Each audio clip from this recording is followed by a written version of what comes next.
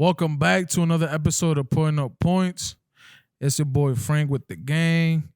Who we got with us today? We got Coach Bibby. I'm feeling good today, though. Okay. Big tired, though. You see it. You already know your boy LD. I'm feeling lovely. Your boy Me Sweat. And I'm all right today. Damiki. Boy Jay, I'm always good. What's up, y'all? What's up? How y'all doing today? Like, how y'all feel to be back? I know last episode y'all did it without me. I had to do the Zoom, which is a dope episode. Y'all should go check that out. Facts.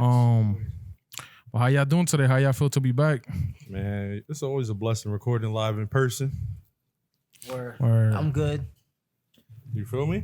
I miss my today's- friends. I'm good. We got a special guest today. We got Coach Bibby from the Patterson Eastside girls basketball team. Fire. What's good, y'all? How y'all? Good, bro. Good, man. How's it feel? Is this like your first podcast or? Yeah, You the done funny thing is I'm normally like the person that's just here watching podcasts, eating chips and Behind. chilling. But yeah, this is my first one. So I'm happy to be on this one because y'all know Meek my guy. So Word. it's good That's to what's be up. on here. You ever done like any interviews or anything like that? Or I mean, like post-game interviews, Gotcha. but like it ain't nothing like this. This is like extensive. So Yeah. post-game interview, they be like, how you feel about how you play? Yeah, we play good, we play bad. Thank you. And that'd be it. But that's dope. yeah. Yeah, this you get a vibe. You get a vibe. Nah, it's cool. It's nice. It's nice in here too. Real nice. Appreciate that. Appreciate it. Thank you. Thank you. Appreciate Come that. to you. Welcome to my crib. Oh man, Coach Bibby, man, tell us a little bit about yourself, man. Born and raised Patterson, New Jersey. Nice. I went to Passaic County Tech for high school, but hold on, I'm gonna rewind. I went to the best. Whoever did that, you really a hater. but I went to the best grammar school in Patterson, which is Norman S. Ware. If you really gonna, you know, if you played us in Tom Dover, you know. And then after Tech, I went to Syracuse University. And then I also got my master's online too at Grand Canyon University. So, What year you graduated from high school? 2009. The last of the single digits. You feel me? Oh man, so how long have you been coaching for? This season coming up will be my 10th year, which is Wow. insane. Wow, it's amazing. Yeah, It's so That's really so, dope. yeah, Word. Yeah, 10. give it It'll up be for 10. him, give it up for him. It'll be 10. Now, yeah, snap. Now you started coaching women's basketball first or men's basketball? Nah, so this is actually kind of wild. So I started coaching boys basketball. I was coaching at Bergen Tech. Shout out to Mike Baker. He gave me my first coaching job. Coach Baker. Yeah. You know him? Coach. Oh, word? At Tech. Yeah. Shout out to Coach Baker. Small world. That was Whole my like, he really gave me my first job. So it was like, you know how it be, like when you graduate college, I was like, I don't know what the hell I'm about to do. So it was like, I still like basketball. So You play sports in high school and stuff, right? yeah, I played basketball for Tech and then football, but like I was some regular. Like I wasn't like, I'm not about to be up here like, I was old. You was ass. It's cool. You don't got it now. Fucking I play. Nah, I was cool. I was on a team, like one of the kids that just work hard, play hard in practice, get in here, and then do nothing too crazy.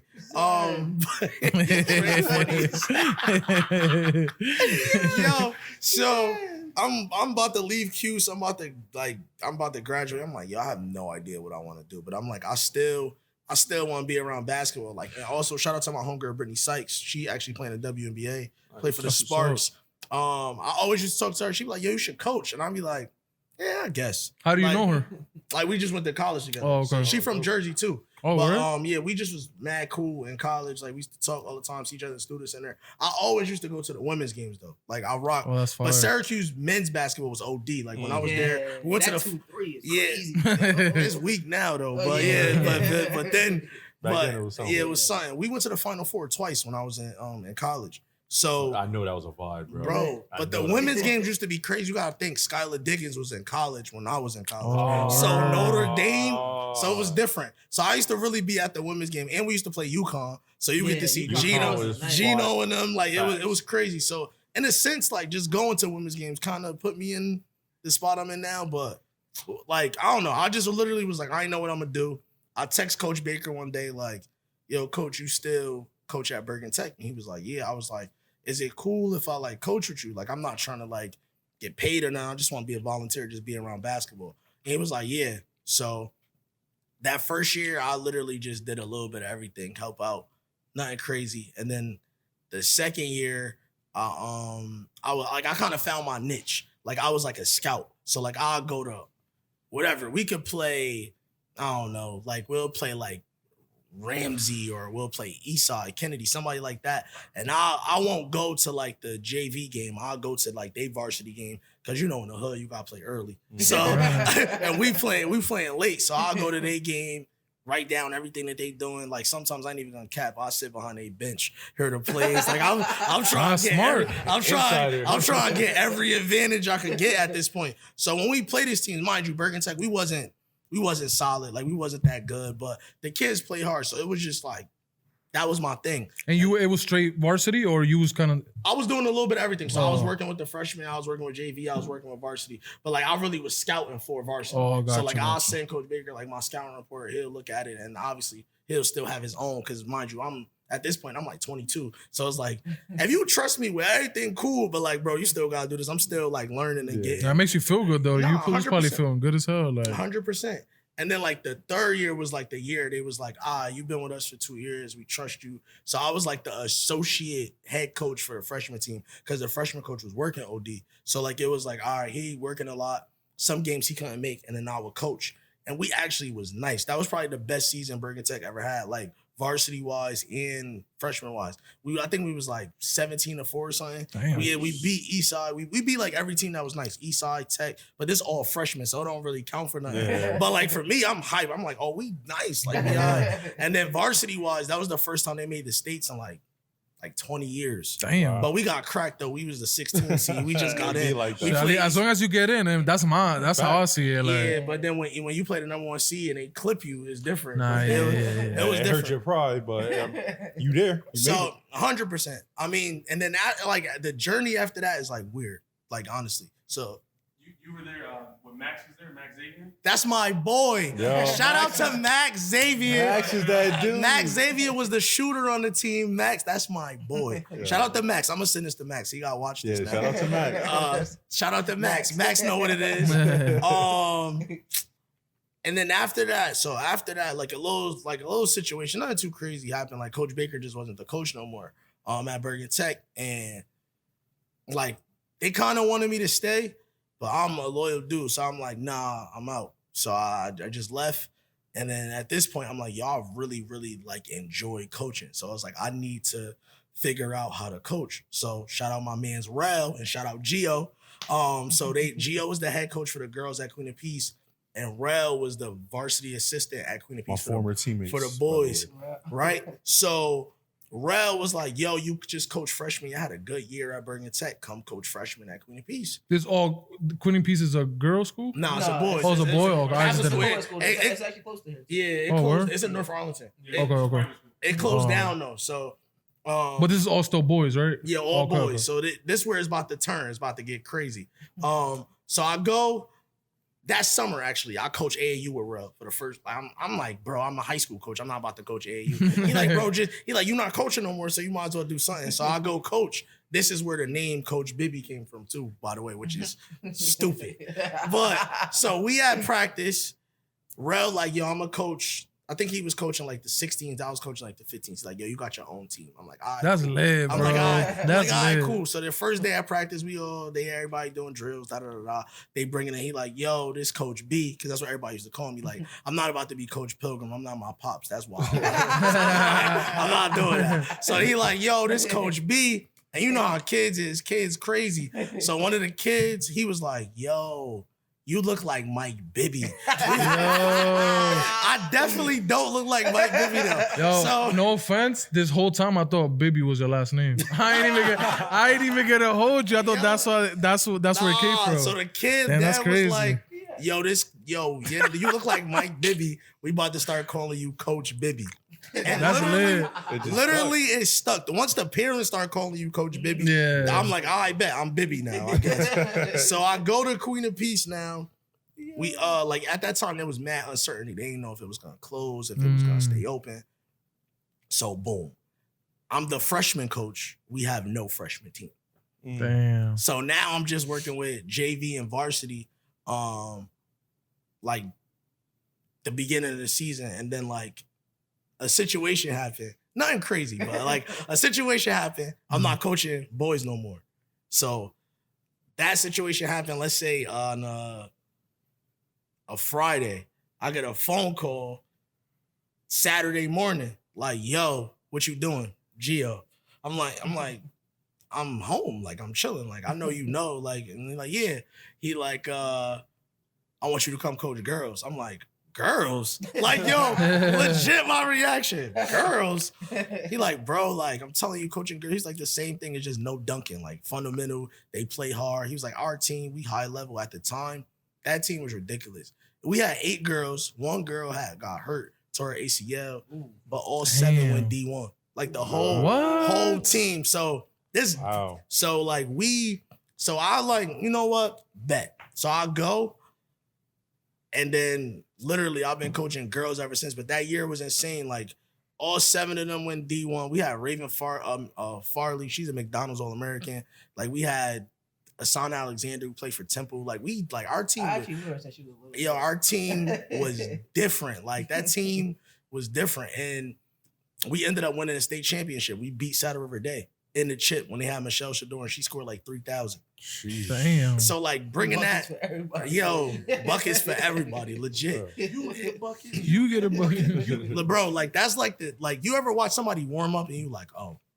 I'm watching her warm up. I'm like, I ain't gonna look no more. But we end up winning. We end up beating them in the chip. That was crazy. But the whole crazy thing about Queen of Peace is that like one of the girls that played for me at Queen of Peace is now one of my assistants at Eastside. Oh, wow. Shout out Jamira Watkins. So it's like crazy. Full circle. But I really was not trying to coach girls. It was literally just like a situation, like a change. Something happened, nothing crazy, just like a little change. Mm-hmm. And I'm like, all right, Gio called. And then I just literally been coaching girls ever since. And I was into, Did they have coaches already, or you? It was him and another coach, Coach Muggs. But like coaching, like having 2 coaches with a varsity team. And I mean, they didn't have a lot of girls, but at the same time, they just wanted another coach. Because like Muggs was like the stat person. Like he'll tell you like, yo, she missed 8 shots in the last like 3 games from the wing. So like just having somebody else to like do something else. So it was just, I mean, me and Gio have been friends for a long time. So it was like literally he just called like, yo, you try and coach? Like I like what you do. Like, you know, you like scouting because from Bergen Tech. Yeah. So it all kind of like just worked out. But I think like that year I was like, all right, I rock with coaching girls. Like obviously we won a state championship. I went from not coaching at all to, all right, we got a ring, to like, then he was like, yo, I got a sister. She in 7th going to 8th grade. I want you to be the head coach of her AAU team. So then I started coaching them, and then it was over. I was invested. Did you say yes right away, or you kind of you did think about it a little bit? Nah, probably? I said yes right you away. Already was invested already. Bro, like, we just won a state chip. I'm like, I'm rocking with it, and like I'm rocking with girls, and then like literally I just been coaching girls ever since. But I feel like that team, like that AAU team, which they in college now, which is crazy. I feel old, but like that AAU team really like. It's like, all right, like I'm gonna like stick with this. But like the high school experience made me want to stick with it. Though. And for those of you who don't know, the AAU circuit is crazy. It is. Yeah. It is crazy. I coached AAU basketball when I was coaching high school basketball, and I had a blast. We got to travel all over the place. You get to see everybody. The amount of coaches that you see there, especially during the live periods, man, it's live periods. No, and I like the fact that it's multiple games a day too. You know what I mean? I do and I don't. Oh, okay. I'll speak on that. With girl, not even that. Not hard to stay focused with girls. Like they got a lot of knee issues. So like, just like them getting cool and then to start running the wear again. And tear. Like when you 13 and 14 years old playing 3 or 4 games in a day, like yeah, you could do it, no problem. But when you become a junior and then you gotta still play 3 games, those 4 games that let's say you played 12 games in a weekend. It's 3 days. You play 12 games. That's gonna catch up to you by the time you're a junior. So that's why you see now Like when we was in high school, you wasn't hearing girls tearing their ACLs. Right. Like it's mad girls that just be tearing their ACLs. And I It's just, so common. I hear it now and I be like, wow, that shit sounds more painful. Like, you know what I mean? Like, it's just very, very the common. surgery different now. Like you don't got that long scar, but at the same time, who want to deal with that? Like I think AAU is great, but I think like in a sense they got to figure out a way to cut the games down. I would say 2 in a day max. Like because even sometimes you go to those tournaments where it's like 4 days in a week. I bet just 2 games a day. Mm-hmm. That's just my take on it. Nah, I definitely agree. I mean, I'm a few years removed from the scene, but back then it was crazy. I was coaching high school boys, so Yeah. I had freshmen, sophomores, and juniors. But Yeah. we were doing 2-a-days, 3-a-days for tournaments and stuff like that. You go down to Myrtle Beach and we have a tournament Thursday, Friday, and then Saturday, Sunday. It's another tournament in the tournament. Mhm. Like that whole it's crazy. It's crazy. But would you say from your coaching experience, from coaching AU basketball, being at Bergen Tech, being at Queen of Peace, being underneath those other coaches, would you say they played a part in your coaching style today? 100%. The funny thing is, like, all right, so we was talking before the pod. We all know I'm a Duke fan, big Duke fan. We Dookie all boys. All Duke boys, you already know. And Saturday we getting that dub. Yes. Just so you know. I'm rolling like UNC. Get him out of here. I never watch anything from Coach K. Ever. Shaka Smart is my favorite men's college coach because just his story, like small school, did what he wanted to do at the small school. He went to Texas. I mean, they have winning seasons like every year, but like he ain't really get it done. Now he at Marquette, so I mean, He's the one that went to VC. yeah, he was at VCU. Oh, okay, yeah, okay. took them to the Final Four. Yeah. Yeah, so I mean, I like his style a lot, like the way he like press and play full court defense, pressure defense. I would say a lot of the off-season stuff that I do is a lot of like Coach Baker, because he was big on that, like working out in the off-season, weight room, all that type of stuff. Shout out to my assistant coach, Coach Destiny. She really different. Like she be having our girls benching, getting money. That's like dope, man. so they like I feel like that, like I got that from him. And I would say from Gio, because you know Gio played for Bob Hurley, so he's like super intense and like pays attention to like every little detail. I feel like my attention to detail was more so like from coaching like under him. And it's weird in a sense because he was 25, I was 24 when we won the chip. So it's like we was super young, but like he was so like in tune with every detail like that. I feel like I'm like the same way now. Like, so I feel like I took bits and pieces of everybody coaching style and Shaka, because that's my guy, and then put like it all together, and that's where my style coming in. So what would you say is your style of play? Balanced. And a lot of people ask me that question sometimes, because if you watch us play, sometimes we get up and down, we out, yo, let's go. And then sometimes we in a half court set running stuff. And then Compare yourself to an NBA coach. Any from NBA? Yeah. I mean, not fully, but you know what I mean. Like, who would you think that you resemble? Like, yeah, right. In the NBA. Any, it doesn't have to be from right now. It could be from, that is a great question. I've never been asked that before. I want to say NBA. I want to say 2 coaches. Okay. One, I'm going to say Brad Stevens, and Brad is because I like how he like, yo, we calling a timeout, I'm drawing something up. We getting a bucket or we getting a stop. Gotta get a play out of it. 100%. Brad. And then the other coach is gonna be like, what? Larry Brown, but not Allen Iverson Larry Brown. Detroit Pistons Larry Brown. Cause you got some kids that's kind of crazy on the team, little wild, and then you got like your general, and then you got the people that can score, and you gotta, in a sense, put it all together. So I would say those 2. That was a great question. Yeah. Yeah, that was a really good question. That was a really good question. I like that Brad Stevens. So you talked about your style of play. You have a balanced style of play. Yeah. What would you say is your coaching philosophy? What is it that you yourself try to instill into your players or whoever comes to your program? All And what right. do you want to see when they leave? All right, so when you come to the program, we got 2 models, right? My bad. We got 2 models. We got just us, so that mean like it's just us, like for real. So it's like at the end of the day, we at East Side. We a public school.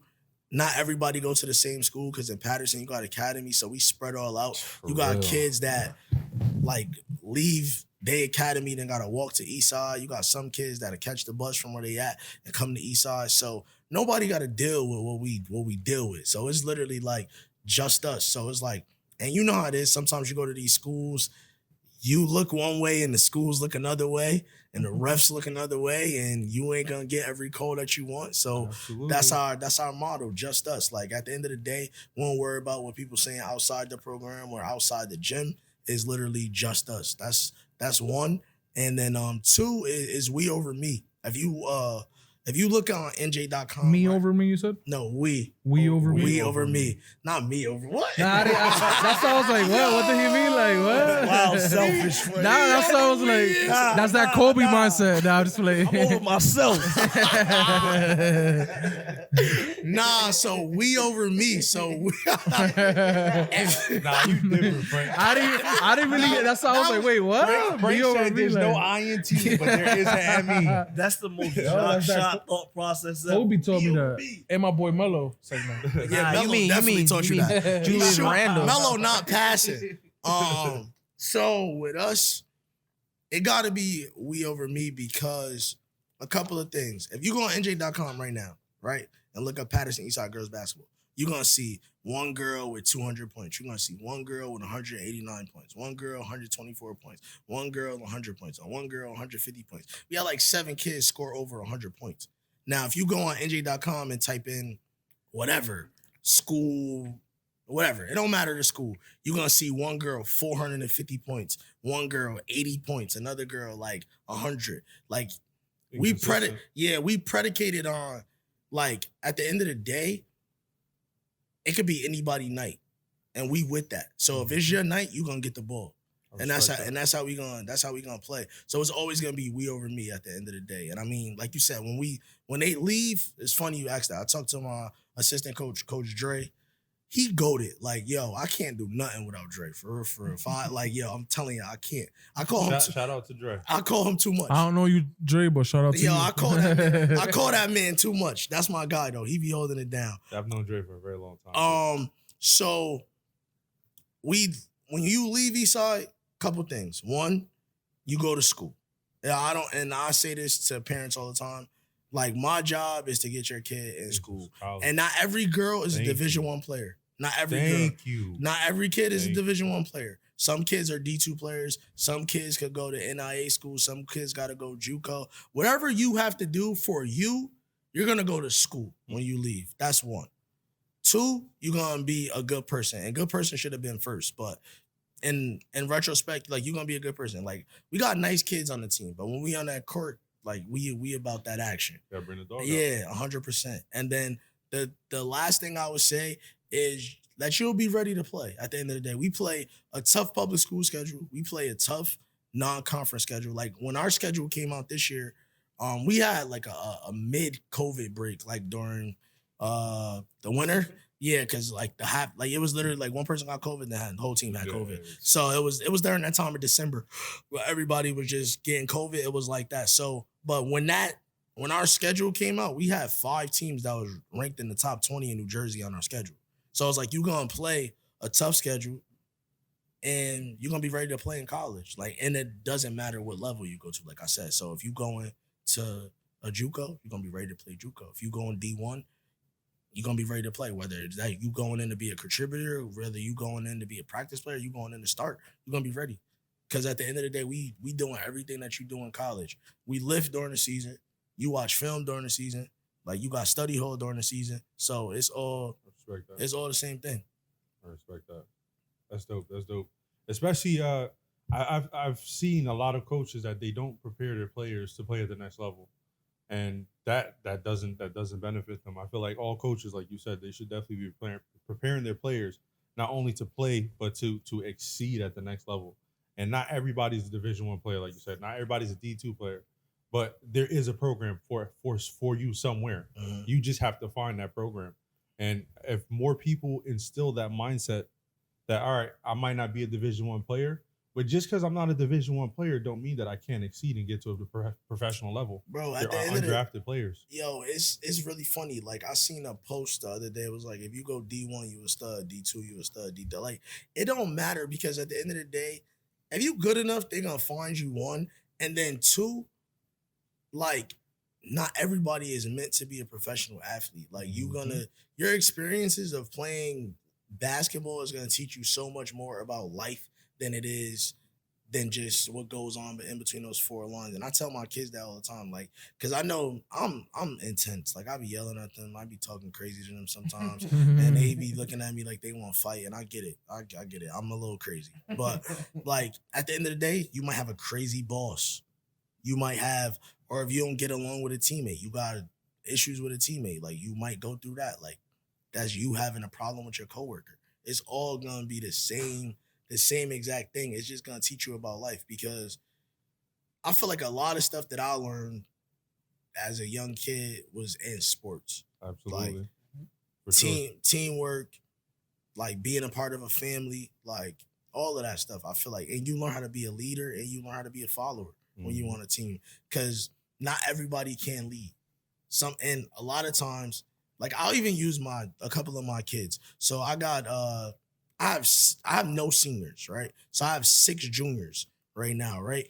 And 3 of them, when they were freshmen, they played a lot of varsity. Like they all were starters in a sense.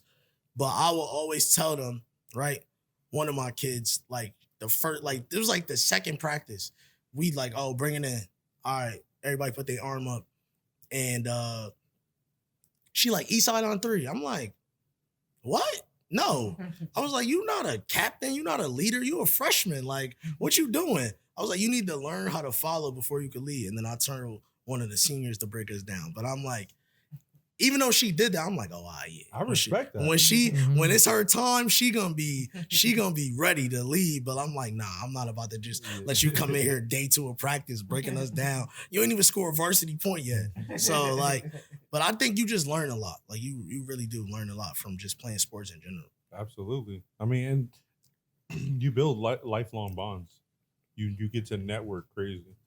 And like you said, some of the stuff that they instill in you, like I know me growing up playing, I ran track, I played basketball, but I was always involved in sports. My younger brothers did football, baseball, soccer, literally everything. So Golf. I was golf. I was always. Wait, talking about y'all was on a golf team? Yeah. Nah, one of my the younger brothers. brothers. That's fire though. Bro, That's in high school, fire. man. And he was in bowling too. Yeah, he was in Boy, bowling too. mine. He did 4 years varsity. That's fire. And you don't hear a lot of people doing that, bro. Especially if you black. Like Exactly. for real, that's fire.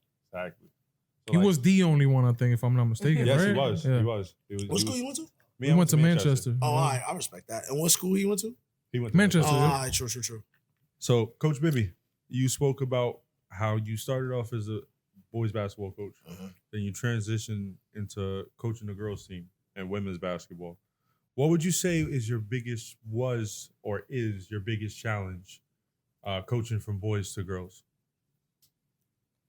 To be honest, it's not. To be honest, there's no shade to like boys basketball, but like women, they just like when girls basketball, they just listen more. Cause you know, with boys, like they be super athletic, and you tell them like, "Yo, I think you should come off this screen a little tighter, come around. You can have an open jump shot." They might reject the screen and just try to go dunk just because they more athletic. Egotistic. Like, yeah, like girls, they like pay attention to the details and they really get after it. So to be honest, I haven't had no challenges. And I mean, I got 3 women on my staff. So like any type of like women issues or women problems, like they take care of all of that. Oh, so perfect. I appreciate that, Coach Dez, Coach Jameer, Coach Destiny. I got it. But yeah, I mean, to be honest, I don't think it's any challenge. I would say the challenge for me was probably like when I got to Eastside. Mm-hmm. Like just like taking over the program. That was like the challenge. Well, tell us about your transition from Bergen to Queen of Peace to everywhere else you were to how you got to Eastside. All right, so I told you I was at Bergen. I was at Queen of Peace. I did a year with Gio at Sinai Christian where we played a national schedule. That was crazy. When you were talking about seeing everybody, we played a tournament in DC called Title IX. Shorty that played for Baylor right now, number 1. I cannot think of her name, but she tough. I seen her play in high school. She was dogging. The center from South Carolina, not Aaliyah Boston, Camilla Cardoza, the one that's like 6'7", seen her play in high school. Ridiculous. This all at one place. Like the power forward from Kentucky, Treasure Hunt. Different. Like they all was like on the same team too. So I'm like, they was really wild. Like yeah, no, they team was crazy. Like they whole team was like 6 foot and up. Like the point guard went to Tennessee, shooting guard went to Kentucky, the center went to Syracuse. Now she has South Carolina. The other, that team was loaded. So we was there at Sinai for 1 year, and I always, to be honest, I didn't know I wanted to be a head coach. So at Bergen Tech, randomly one day we had a game, and I gave Baker the scouting report for the game. We just talking on the bench, and they like, yeah, like, so what you gonna do? Like talking to Baker, like, what you gonna do? Like once you retire? He was like, retire? I'm young. I ain't retiring no time soon. But he was like, when I do, I'm giving everything to him. Talking about me, and I'm like, me? Like me? He like, yeah, you gonna be a head coach one day. I'm like, you think so? I'm like, I don't know, man. But after he said that, I just thought about that all the time. And I'm like, you know what? He right, because I scout, I coach, I do everything that a head coach gotta do. So I'm like, all right, he might be right. So then coaching at Queen of Peace, coaching at Sinai, being the head coach of the AAU teams, like I'm already getting that head coaching experience. And then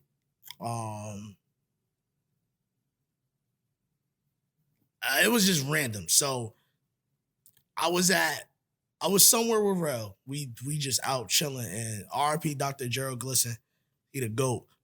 He saw me and Rel. He came up, he was like, yeah, like, y'all coach girls basketball now, right? He was like, well, y'all come interview for the Eastside girls job. I'm like, what? I'm like, to be what? He was like, the head coach. I'm like, all right. I was like, I'll interview. And I think at the time, like, I don't know. I think they had interviewed like a bunch of people already. But the day of my interview, was a couple of people in there. I'm like, I'm nervous as hell. I'm like, damn, like, I don't know. But I was nervous, I was excited, but I was also super prepared. So your resume, you have a great resume. So I was talking to Baker like crazy a lot at the time, because he was actually the boys' head coach at Eastside when I went there. So he just was telling me, like, giving me certain tips, and I ain't gonna lie, I went in there with a book, like legit, like a booklet, like Eastside girls basketball, like the vision, what we gonna do, what we not, like a whole like booklet. Like I was like, yo, I was like, you know what? At this point, I'm like, I'm 26. Why not? Like, you know what I mean? So I was like, I'm gonna just try to make it as hard as possible for them not to hire me. And Respect that. I had the interview. I thought I started off a little like nervous, and then I feel like I finished super strong in the interview. And then I also had my teaching certificate at the time. So I think that made it like a little easier too, because, you know, like being a head coach, they kind of want you to be in the building. So it was like, and I was an English teacher there. So I'm like a young black kid as an English teacher. That I guess it kind of worked out. But I don't know, G saw something in me that I probably didn't see in myself. And then he hired me. But he told me, like, you know, it's a rebuilding, and, you know, it's gonna take time. And I literally was like, all right, we'll get it back in 4 years. And like, it's kind of crazy. So first year, we was 4-16. Damn. But damn. And you know how Kevin Hart told my man, like, damn. Yeah, I feel like Don Cheeto looking at you like. It was tough, man. But we had kids who really liked the game of basketball. But like at that time, our league alone was different. We had Kennedy. They was the big dogs at the time. They was going to the county semis every year. They was cracking everybody in the league. They smoked us our first game. smoked us. You had Tech. They had a couple girls that I was coaching in AAU, so they try and give it to me like, yeah, Coach B. Like, and then bragging rights. Yeah, even Clifton. Clifton was crazy. They had a girl that was like 6'3". They cracked us. Bergen Tech cracked us. I was like, bro, I don't know. Like, I'm like, yeah, I'm saying 4 years. Yeah, I hope so. And then we ended up winning 4 games. We beat Bogota, Patterson Charter, Bergen Tech. We got one. I don't know how we squeaked one out. And then on senior night, we played Passaic, and we went to overtime with Passaic the first time that we played. I'm like, yo, we gotta beat them at home. And then we ended up beating them last play of the game. And that was actually we played Passaic and then we played Wayne Valley and then they beat us. But we finished 4-16. But that whole team was like seniors. So that was like that. And then I got a new crew, like the crew that I got now, and they was freshmen. And that year I started 2 seniors, 2 freshmen. And Gino's sister was playing for me at the time too. So she had just. Is it hard to get girls on the team, or do they just come? To be honest, nah, it's hard as hell. It is? Cause you gotta think like, and y'all know this, like what you in Patterson Catholic, right? PC. Yeah. So like you know how it is with Catholic schools. Like they come in, they plucking. They plucking the best kids. So let's say not supposed to be recruiting, but be recruiting. Yeah, they be recruiting crazy. Like we're crazy. So I mean, it's hard. Like I ain't gonna front. Like I go to a lot of youth games. What's your pitch to one of the girls? Give me a pitch that you would. Nah. Can't give out the secret, bro. Can't give out the secret. He said he want the secret sauce. Nah. Not the Krabby Patty sauce. Nah. They don't even see the book though. I got the book though, but it's not. That was one and done. Honestly, it's tough. I ain't gonna front. Like, getting a group that I got, the kids that's juniors now, was like the best thing because they believed in themselves, one, that they could hoop with whoever, and then they believed in me, which was dope. So like my first team, I'ma always remember my first team because it's my first team. But this group of juniors, I'm rocking with them for the rest of my life. Like whenever I get married, they're gonna be at the wedding type vibes. Because they literally like believed in me and the staff, not just me, like the whole staff. But so you had them as freshmen, right? Yes. So you got to mold and imprint and exactly how make them like how you want them to be. I had to go with them, how they played. Like it wasn't like, oh, come play for me. We gonna do this, and this. It was like, we could do this together. I tell them all the time, and if they watch this, they'll agree. I say, this is your team. I just coach her. Like it literally is. Like this is their program. Like they got us to where we are now. So like they freshman year, we was 10-13, but I put them through some craziness. We opened up with IHA. For those of y'all don't know what IHA is, no, that's an all-girls school basketball factory. No, like they is. So it's like we played them first game, 50 clip. Damn. Nah, they like that. 50 clip. They are like that. They always been like that. Yeah, so and then we played like East Orange. They was like top 20. Who else we played that was crazy? We played Brooklyn Law Tech. They just won the PSAL in New York. We played them. They went through some stuff they freshman year. I had to play Kennedy 3 times. We lost to them all 3 times. Every game got closer and closer. They beat us in the county quarters. Like they went through some stuff, that group. They was 10-13 they freshman year. So like it's better than 4-16, yeah. But that's a big flip. Still not good enough. We ain't have a winning. Still wasn't 500. We wasn't. We have a winning season, right? And then the next year, COVID, and then Dr. Glisson passed away. So that was like crazy in itself. Everybody was messed up. That joint just. When COVID happened, did you think that like it was gonna be harder to coach? Like, did you think that it was probably gonna stop or something, or not really? You didn't never. I didn't know what was gonna happen, bro. To be honest with you, once they started like letting people like have like camps, like the kids like go back to camps and stuff like that, I'm like, oh, that's maybe a chance we could play. Were parents like being more careful with their kids to. Yeah, I had one girl who a junior now. She didn't play her whole sophomore year. Oh damn! So it's like it was different. It was different. Yeah, But I was gonna ask that, like, did COVID make it more difficult within these past couple of years for you to coach versus your first few years?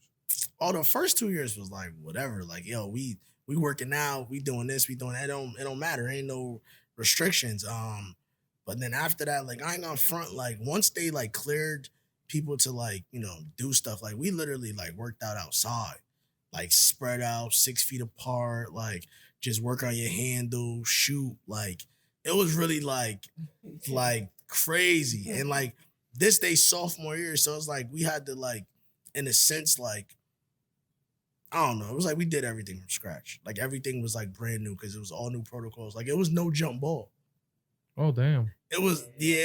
Oh, because they didn't want you tying So, up. yeah, Oh, like damn. like So what would they do if you got too close? no. If it was a tie, like you could jump ball tie up, they'll tell you like this possession. Now, but I'm talking about the actual tip. Oh, the off. actual tip It was off? no tip off. So how did game start? We So got flip a coin? yes, it was like What is the football. difference? What if they fall? If you fall a girl hard, are you still gonna be right in front of them? It's the same. Nah, thing, like- but it was. But some kids play with masks, some kids didn't. It was Man, them things was chin straps. Everybody I saw, Yeah. they had their joints under here running with Yeah, it. COVID was a different time, bro. And they shortened the season, so it was no counties, no states.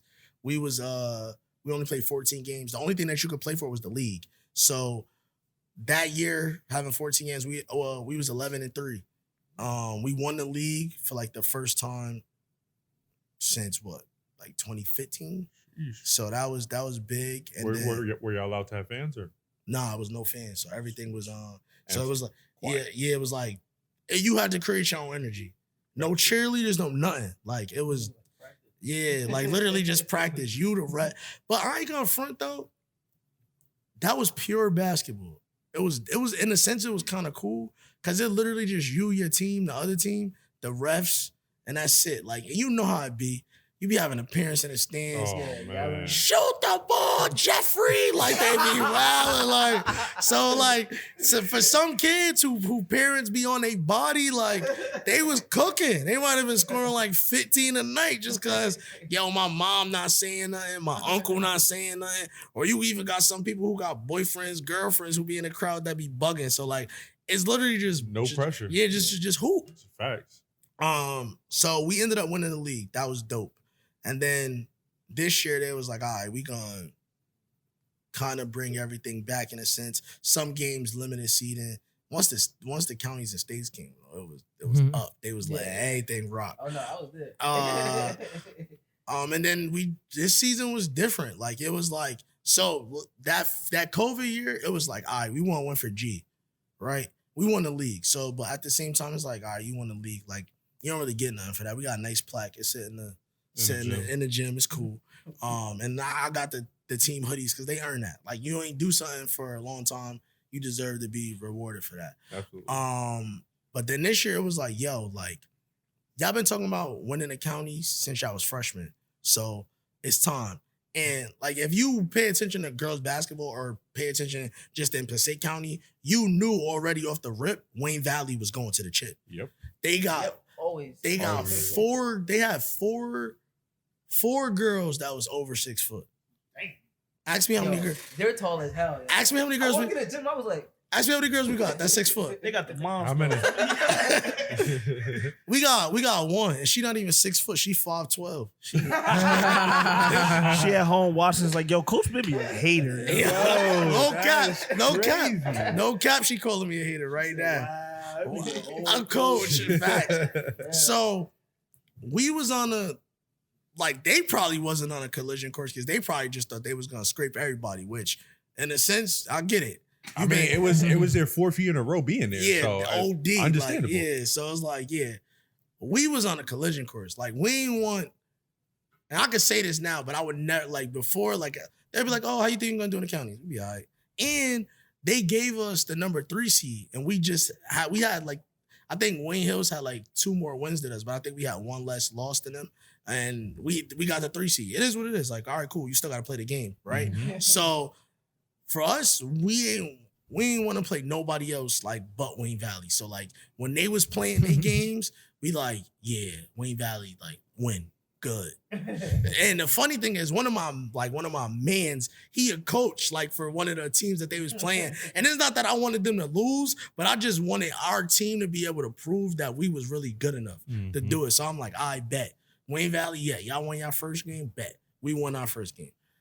All right, we both in the semis and we playing at the same school? Bet. We won our game, we staying to watch our game. Y'all won? Bet. It's on now. And then the crazy thing is, though, that the game before, we had to play Ramapo. Ramapo, like, legit, one of the best public school girls basketball-wise in the state. They smoked us. I ain't even gonna hold you. They cracked us, bro. I'm like, damn, now we gotta get ready for the counties after getting smacked.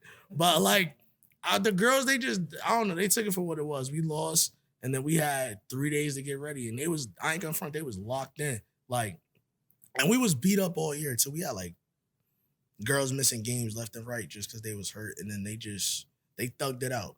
And then we got the Wayne Valley. We got there. I'm like, damn. Like, it was jumping in there. The boys' game prior, stands was full. And then our game, it started to die down, like, for pregame. But then, like, once tip-off happened, it was flooded in there. Right. And we ended up winning by 2. We had to stop them 3 times within 20 seconds underneath their basket to win that. And we got it done. Crazy. We got it done. But like for that's why I say that group, like that junior class, like in a sense, like this is theirs. Because do you think that's your biggest win? As a coach? As a head coach, yeah, by far. I mean, that's a huge accomplishment. This is our first county championship since 2016. Yeah. And it's under you. Yeah, I know. It's wild. Fire, bro. It's wild. It's wild to think about sometimes. And like the year was just crazy in itself. Cause like I'm not like, all right, so the COVID year, I got coach of the year in the league. And like all the coaches was like, yo, why you ain't posted? I'm like, cause I don't care. Like it ain't about that. But this year, I got coach of the year in the league and the county. So I was like, all right, man, I'm going to post it. And then they like, but it wasn't, but like for me, like I was more hyped that like we had 7 kids get all league honors and 6 kids get all county honors. And we only had 10 kids on the roster. So like that's more than half the team. So it's like, that's what I'm more proud of than anything. You know what I mean? Like, so like me getting coach of the year is dope. But it's like, at the end of the day, like, it's whatever. Like, I ain't tripping off it. But that goes back to what y'all mantra is: we over me. Yeah, we over me. 100%. Yeah, that's when I say that's what it's about. Like every day, like even like it's been some moments where I told kids, like, not F you, but F you in a way. Like I ain't say like F you, but like yo, like it ain't about you because everybody go through them moments. Like especially like let's say Meek a 3-point shooter. Psych. I used to win. I used to, So let's say Meek a 3-point shooter. Y'all all on my team, right? a little bit. And Meek a 3-point shooter. Meek hit 2 threes every game. The last game we played, Meek hit 5. So he like, oh, I'm hitting at least 3 today. Mm-hmm. Meek hit 1 3. And it's only in the third quarter. But Meek got an attitude and it's a close game. I can't deal with it because at the end of the day, Meek, it ain't about you. Facts. We try and win the game, bro. Facts. Like, but that's how it is, and that's how we just are as a staff. Because like literally, like if you ever watch us play, I'm asking Dre like, yo, you think we should do this? Or I'm asking Destiny, or she'll stand up behind me because she mad energetic like me. It's weird. Like she like the female version of me. Like when it come to coaching, she be up and down. I'm like, bro, stop acting like me. She gonna get tight when she see this, but it's all good. I love you.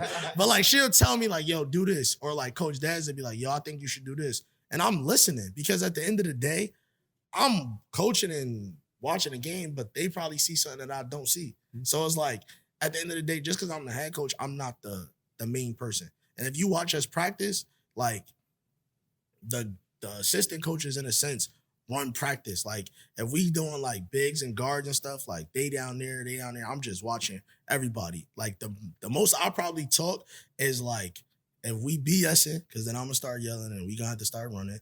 And or if like we doing team stuff, like when it's like the full team and we getting up and down and we going over stuff. But like we all do like the same thing. So it's literally like for shout out to my staff.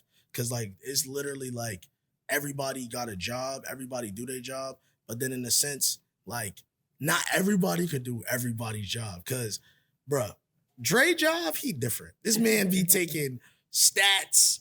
He'll tell you if you efficient, non-efficient, how many turnovers you got per quarter. Like, it be different. Like, they get a lot of stuff broken down to them so you could understand the game. So I think it's dope in a sense.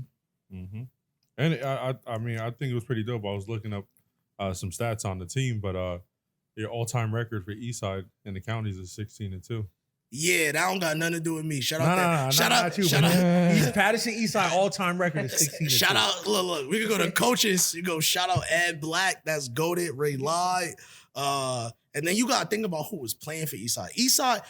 Eastside women's basketball, girls basketball is really like it. Like you gotta think we got Essence Carson, WNBA player. Shout out to Essence. I remember watching her play in high school. She was different. Like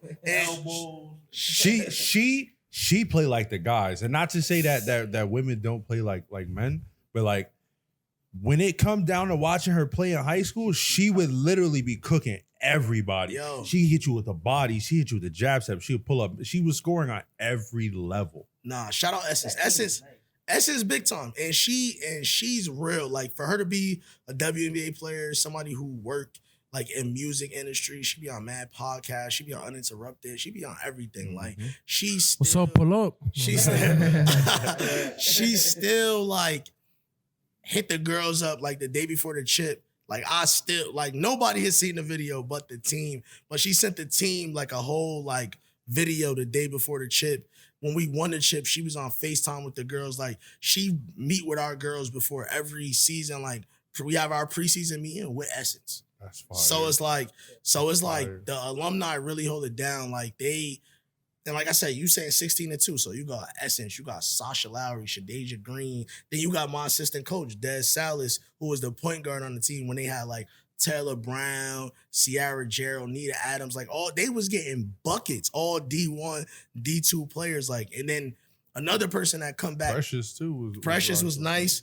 ABC, who used to play with us, and she always come back, pull up. I went to school with her too back in the day. Yeah, so ABC was tough. Yo, bro. she was at our practice before the county. She was at our practice before the states. She talked to the girls. She be on the girls crazy. Like she's still like the coach. So like the alumni support is real. Like and like you said, 16-2 in the finals.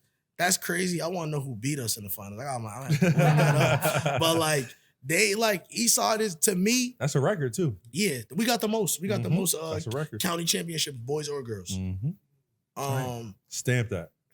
Boom. Stamp that fact. And we got 16, so it's valid. Ain't this episode 16? Yes, Fire. I think to me, like a lot of times you'll hear a lot of people say like, oh, like this school is a big time job or that school is a big time job. To me, Eastside is a big time job because if you walk in a gym and you look up on history on the women's side is chip. And if they put up scholarships, it's gonna be scholarships. So it to me, it's a big time job, and I take that seriously. And I also talk to like the coach, like former players and coaches. Like I talk to Ray Lai all the time, like, and he got a lot of chips, and I got a lot of respect for him. So, like, it's to me, it's big time. That's fire. That's fire. So, growing up in Patterson, how would you say it feels for you now being able to give back to the community as the head coach of a Patterson school?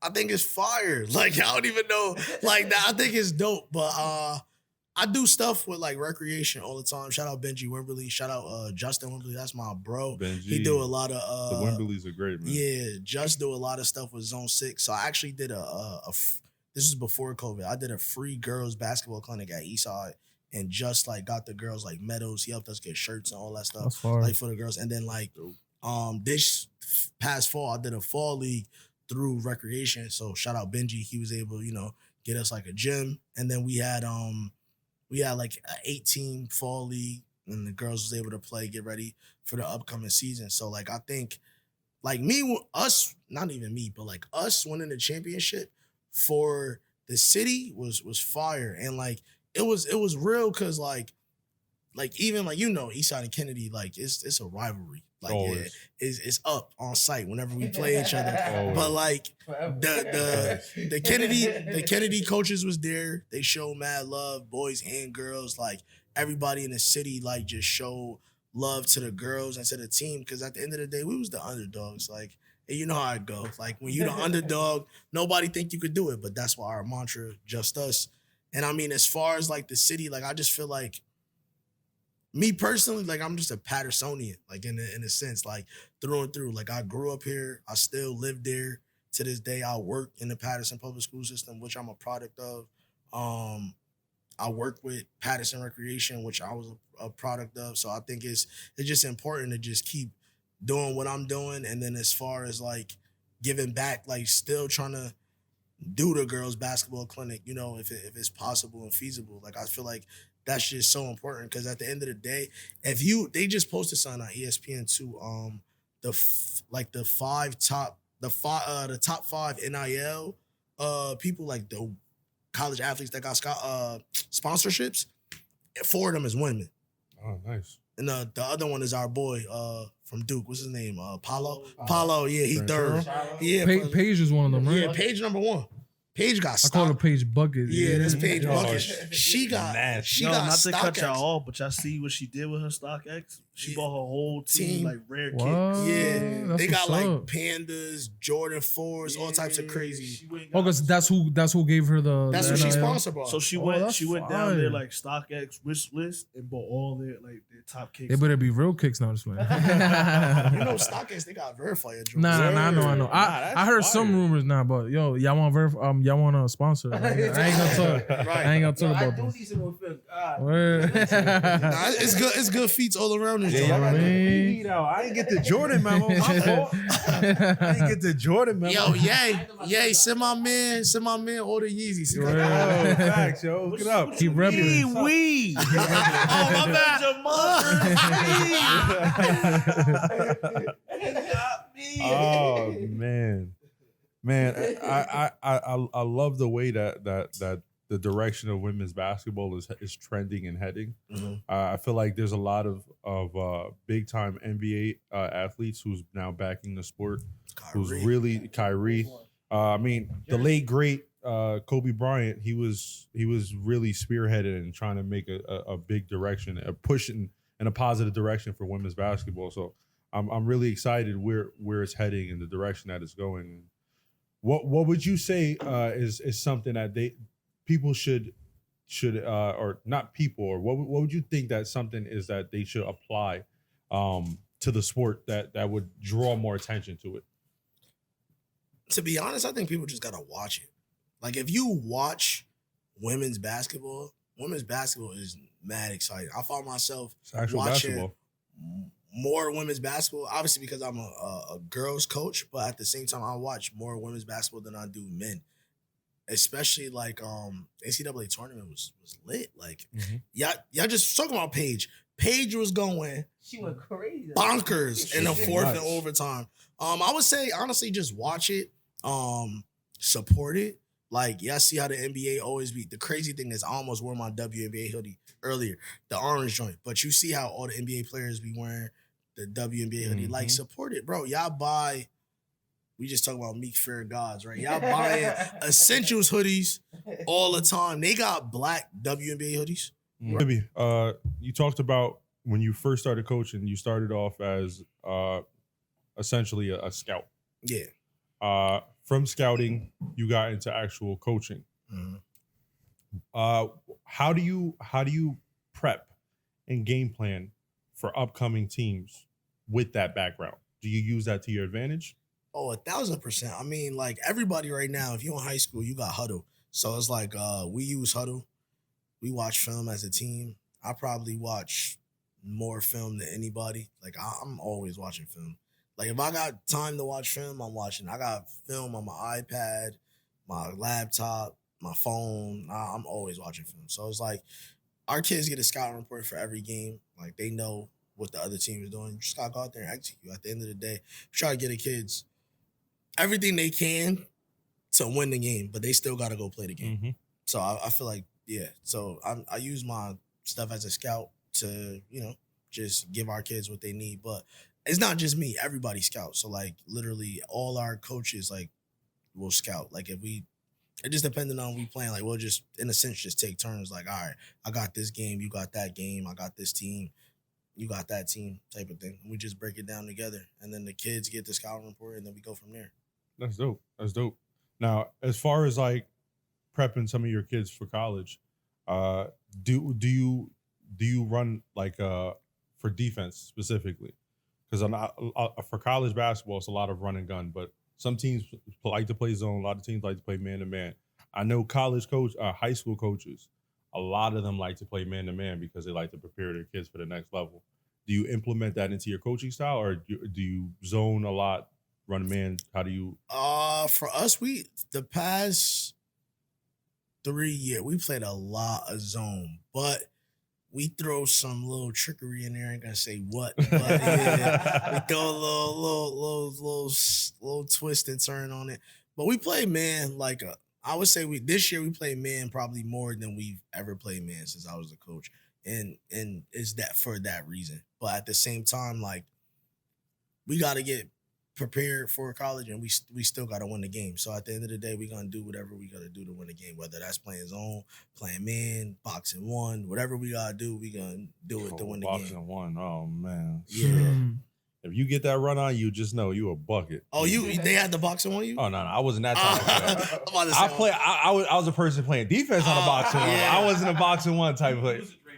I was a Yo, everybody needs a Draymond. Everybody needs a Draymond. People don't like Draymond. Boy, give me a Draymond any day of the week. Absolutely. You're going to play D. You're going to talk on defense. Talk on defense. You playing all day. Rebound, and you can run the point. Come on, Dre. Absolutely. Come on. Ooh. Yo, that's why you over there. That's why. Come on, man. It's an extra sauce head ass. All right, look. Next question. Next question.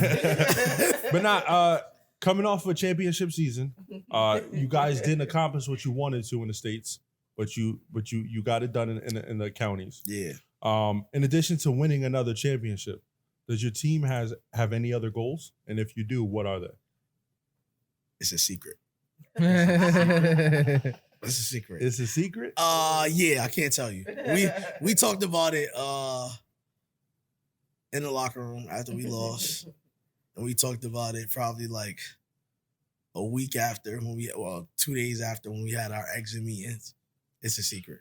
How did the girls take the loss? Like if there was a big game for the guys, for example, and they lost, like who takes it? Who takes it better? Who's powering? Not powering more, but you know what I mean. You talking about who? Like from my coaches? Yeah, from your experience, who like from takes the guys. harder? Yeah, me.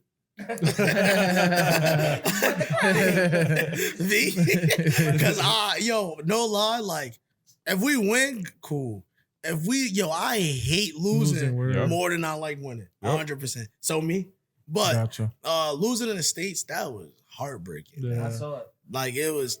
I'm not gonna get into it. Yeah. The details of the game. Emotional damage. But you had to be at the game to see. It was crazy. yeah, it was a lot going on, but the girls was hurt. They cried. I wanted to cry with them, but I wasn't. But it was tough. But yeah, we got goals, but it's a secret. They know what's up though. They know what's up. They know the vibes. That's Look, what's up. if y'all watching from any other teams, Nah. Our ghosts out here hungry. My team only. Nah. We don't. That's one thing we don't do. I'll not let my kids talk. We don't talk. We score. You know, on football they be like scoreboard. Yeah, that's all we do. Scoreboard. We don't talk. We don't talk. Talk That's is fact. cheap, man. You gotta let your game speak for itself. But it was a lot of talk towards us though. Like what? Yeah. Nah, it was some spicy talk. Like one team said they was the Ghostbusters. Oh, That's a good one. Yeah, we won though. And then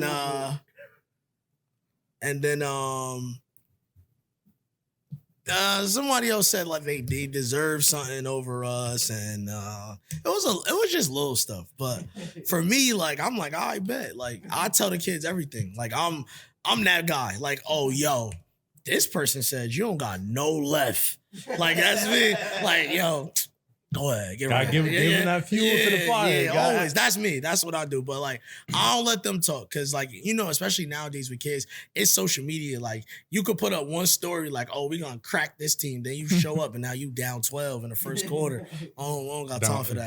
Down bad. Yeah, we don't got time for that. Down bad for sure. Now you a clown. Now you and me. Right. So what's next for you guys, or for you girls, I should say?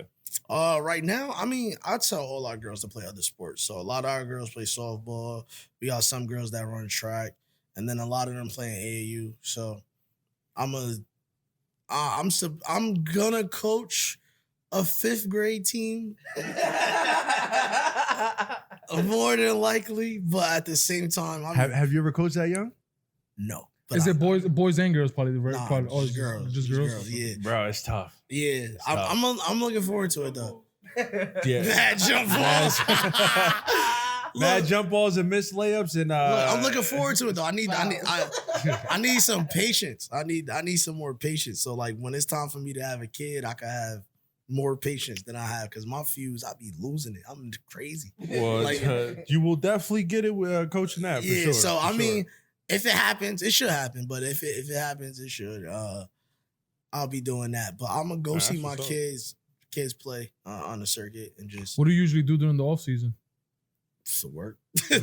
Like I used to be a teacher, but I'm not a teacher no more. I'm a workplace learning coordinator at Panther Academy, one of the academies. So I'm like, it's like a teacher / career counselor all in one. So and it's like, normally teachers get the summers off. I don't get the summers off. So I'm working. So I mean, more so just like get back in tune to like being like 150% and focused on work. So I mean, and then I'm gonna go on vacation. I need one.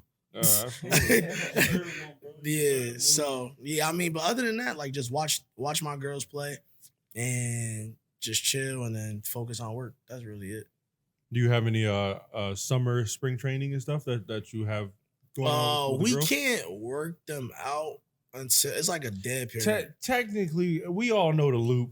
We like you're not allowed to, That's how Kyrie But- couldn't play in the States. but you can have open gym, but you technically can't be practice there. and train, but I you don't- can play I don't basketball. know what y'all talking about. Nah, Like for real, I don't know what y'all talking about. But we can't work out until a certain.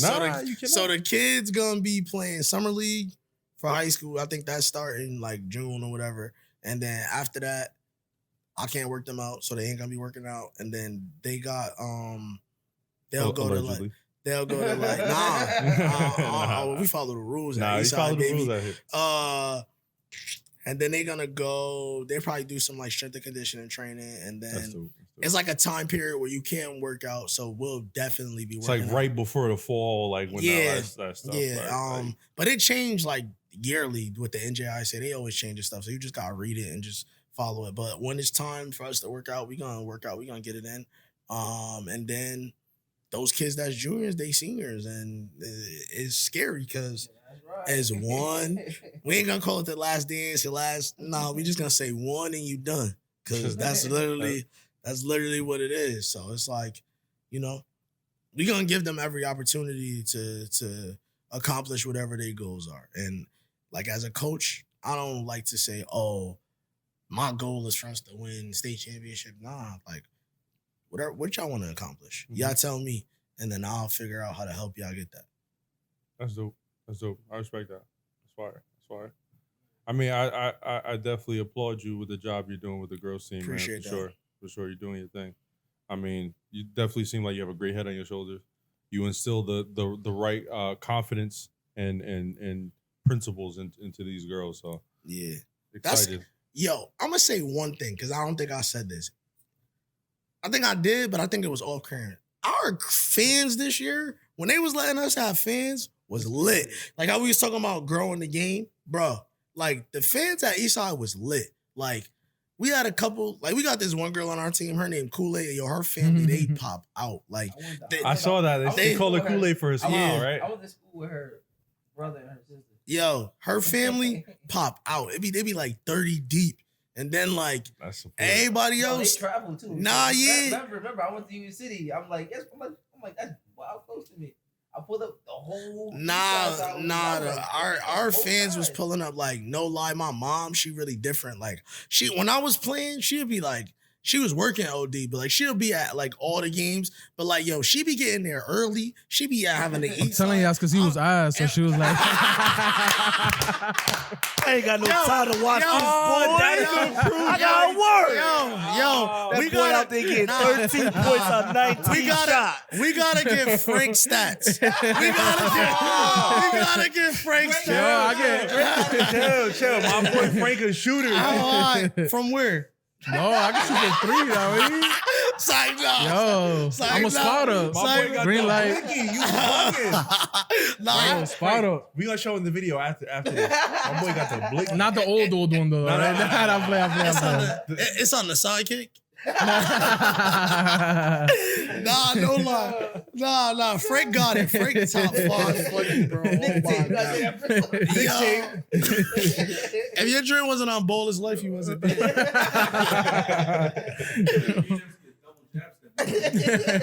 Yo, I'm about to walk out of here. A double jab step? You funny as hell. But no lie. Like my friends, my mom especially, like the chip, my pops, like his whole side of the family, like yo, they was really like popping out to the games. Like it was real. Like, and like we need that because at the end of the day, going from no fans to like having hella fans, and like you said, like Eastside 16-2 in the finals, but like if you tried to go to an Essence Carson game and the game started at 5, and you wasn't there at 4, you're done. You're not getting Damn. in. And I'm not saying we there yet, but like that's the goal. Like we trying to have You're that shifting joint. the culture, bro. We trying to get that joint rocking. That's what's up. I'm not shifting the culture. The kids. The The team. kids. Yeah. You're No. building a culture. Yeah, for 100%. sure. 100%. But like, yo, Or rebuilding the culture because it was already there. Yeah. It was already there, and it kind of died down. So now it's on the yeah, comeback. they got like good followings. They got good families, good support systems. Like they parents is all valid. Like I rock with all our parents. Like they all valid, and everybody just supports. So it's like it's nothing more that you can ask for. And another thing that's dope. Shout out to Coach Webb who coached the boys team. Like the boys, yeah, he a PC guy. Like the boys and girls team like support each other. Like, oh, like if we play early, like at 4 and they got a game at 7, we all coming back to watch the game. Like so, like everybody support each other. And like when we won the chip, like we had practice the next day, which is still crazy. Like so we won the chip. They was having practice. Yeah. So the boys team, like we came in, they was like, they dapped all the girls up, like congratulated them and everything. Like it's like a real like family environment. Like, and same thing with the football team. Like when, like I seen them too. ain't gonna front. Like Eastside right now, like as far as like athletics is like a family. Like yo, like I've been to probably every event, like game that we got. Like I've been to a football game. I've been to a volleyball game, girls and boys. I've been to softball games. Our girls play softball, so I don't got no choice but to go. But like, yo, that new field is dope too. Yep. By Puttin. Yeah, that joint hard. That joint hard. Ray Lai senior field. That joint fire. That joint. And it's orange and blue. I feel like we have Boise. Boise State got. I'm like, that's fire. What do you think is needed in Patterson for girls to, to make that more popular for girls to play? Like you think the city needs to do something, or you think it's just parents? It was a girls basketball league, but like to be real, like how you was asking me, is it hard to get girls? It's not a lot of girls that are like themselves playing playing basketball. Like when we was growing up, like the girls league was rocking. Like it was just as lit as city league was. But like I don't know, I'm not sure. And like I heard you say it on the last episode that y'all had when you was like, these kids be on the iPads all the time. So it's just different. Yeah. Like it's not a lot of kids that just want to get out there and just play. Because my daughter's 3, she's gonna be 4 in October. So I want to start already. I just don't want to force it on her either. You know what I mean? So that's why it's like I just want to see what it is. What I gotta do to Yeah, I just want. Yeah, like I be Like, throwing a I ball don't- out here. Like, Do what I did. I got basketball courts all Yeah, around the everywhere, house. I right? just be go Pass ahead, him, go ahead. dunk it, Yeah, like- I don't like. I think like you gotta introduce them to it young, and then like at the same time, I feel like they gotta want to play. But I think like if we could get the girls league back in Patterson, which I know it's gonna come back. Like we got great people that Benji. that do stuff. Yeah, and his whole like team and staff, all of them are great people. So I feel like it'll come back. I just think that once it does, like I said before, like people just gotta support it. Mhm. Like I think that's what anything in Patterson, like, and they always try to talk about Patterson like such a bad place, but a lot, like we got a lot of good people that come out of Patterson. Literally, all of us. Yeah, all of us. yeah. So yeah, I think I to me it's just support it and just be behind it, like push it. Like if they got a game, show up. Mhm. I think it's like a lot of issues that I feel like we have or people think that we have. It's like small. Like the problem is not as big as it is. The solution is so simple. Show up, support, ask questions like, yo, you need something. Mhm. What can I do to help? That's to me, that's pretty much it. Now, you're the head coach of Eastside girls basketball now. Uh-huh. Do you see yourself coaching on the next level, moving up to college now? Great question. Because everybody asking me this all the time. Right now, I don't see myself going anywhere. I like where I'm at. Orange and blue, you rocking out. To be honest, college is different because college is your livelihood. And I say this all the time, like I want to be at Eastside. Like that's where I want to be. But God forbid, like I bet. God forbid Eastside fired me tomorrow. Like at the end of the day, I still have a teaching job. I still like can afford to like pay my bills and all of that. Like I don't coach to get money. Like it's not like it's no money. I was actually gonna ask you that earlier, but Yeah. as you went on, I was like, it's not even about the money. Yeah, it's no money in high school coaching. Like No, unless yeah. it ain't- unless you coaching at like a crazy school and they give you a big bag, there's no money Right. in it. So like at the end of the day, if I lose my coaching stipend, I still can afford to pay Yeah. my bills and all that other stuff. But with college, it's like That's it's all- your that's whole livelihood, it's your yeah. life. So if you get fired, yeah. Excuse Excuse me. You get fired, or you coaching with Frank the head coach, but you know Frank don't got no ball knowledge. I have to get him back real quick. But look, so Frank the head coach, and Frank get fired. I'm fired now. Yeah, the whole staff is gone. What if I got a wife? What if I got a kid? Nah, that makes sense. Like, can't like if I ain't saving my bread or doing what I'm supposed to do, I'm done up. Mm-hmm. So it's like, for me, if I was to coach college, would I like to coach college? Sure, but I'm not thinking about that right now. But if I did, I personally wouldn't want to be a head coach. People always ask me that, like, why wouldn't you want to be? Because then it's really like, you're done. We lose 8 games in a month. You getting fired, my Back it boy. up. Something crazy. But I think I would love to be like a recruiting coordinator, like especially like in Jersey. Like I know people in Jersey, North Jersey, South Jersey, right? Jersey is a popular state when it comes to basketball. So people always come to Jersey to get kids. I think I know coaches, and I think I'm a people person. So I think I'll be able to like recruit well. And then obviously as a recruiting coordinator, you still got to coach. But like it's not like if it's a win or a loss, it ain't gonna say Brandon Pilgrim 0-1. Like it ain't gonna say that. Like, and I just want to be able to help somebody. So like if let's say I coach with like you and AAU and you end up getting a coaching job and you're like, yo, you want to be coach with me? I would probably do that. You know what I mean? If the situation is right. But I'm not about to go coach on Wyoming either. Like, like I ain't about to do it. It gotta make sense. Yeah, we just have to make like perfect sense. But right now I'm Gucci where I'm at. I'm a ghost. We good. Yeah, we definitely gotta come out next season. Check out a bunch of them games. Oh yeah. Now we got the schedule already too. I know who we play first game. I ain't leaking Oh, that. yeah. I ain't leaking that, but it's up. Just know. It's up. Hold on. So when the official schedule drop? December. Damn. Yeah, but we get it like, well, I'm not even December. I'm lying. Like November, but still November. That's like around tryouts time. But like we get like you get like to see like who your league and non-conference. I mean not non-conference, but crossover game's gonna be. So like I saw that already. But That's dope. yeah, That's dope. we still like Tryouts and stuff is different now, right? yeah. It's the Monday before Thanksgiving. Bro, I feel like that's so.